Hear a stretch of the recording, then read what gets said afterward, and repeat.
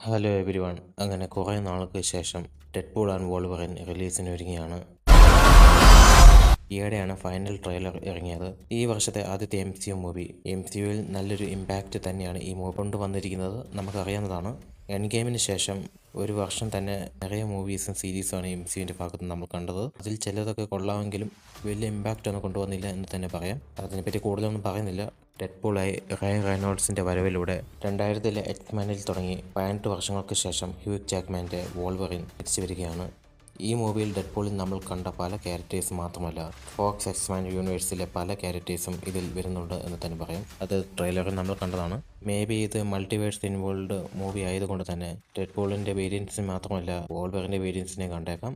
ഈ movie villain role cast ചെയ്യുന്നത് Emma കോറിൻ്റെ Cassandra Nova എന്ന ക്യാരക്ടറാണ്. കോമിക്സിൽ ഈ ക്യാരക്ടർ ചാൾസ് എക്സേവിയറിൻ്റെ ഈവൽ ട്വിൻ ആണ്. പിന്നെ ഈ മൂവി പല കാമിയോ അപ്പിയറൻസും പ്രതീക്ഷിക്കും, കാരണം ഇത് മൾട്ടിവേഴ്സ് ഇൻവോൾവ് മൂവി ആയതുകൊണ്ട് തന്നെ. ഇത് ഡെഡ്പൂളിൻ്റെ മൂന്നാമത്തെ മൂവിയാണ്, ആയതിനാലും ഇത് MCU മൂവിയാണ് എന്ന് പറയാം. ഇൻഫാക്റ്റ് എക്സ്മാനിലെ പല മ്യൂട്ടൻസിനെയും ഇതിൽ കൊണ്ടുവരികയാണ്.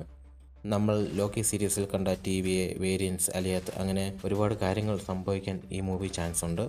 ഡെഡ്പൂൾ ആൻഡ് വോൾവറിൻ MCUവിൽ എന്തൊക്കെ മാറ്റങ്ങളാണ് കൊണ്ടുവരുന്നത്, അതൊക്കെ ഈ വെള്ളിയാഴ്ച തന്നെ കണ്ടറിയാം. നിങ്ങൾക്ക് ഈ മൂവിയെ പറ്റി എന്തൊക്കെ അഭിപ്രായങ്ങളാണുള്ളത്, അതൊക്കെ ഈ കമൻറ്റ് ബോക്സിൽ ഷെയർ ചെയ്യുന്നതാണ്. അതുപോലെ തന്നെ എൻ്റെ ഈ വീഡിയോ ഇഷ്ടപ്പെട്ടാൽ ലൈക്ക് ചെയ്യുക, ഷെയർ ചെയ്യുക, മറക്കാതെ തന്നെ സബ്സ്ക്രൈബ് ബട്ടൺ അമർത്തുക. ഇനി അടുത്ത വീഡിയോയിലൂടെ കാണാം. ബൈ.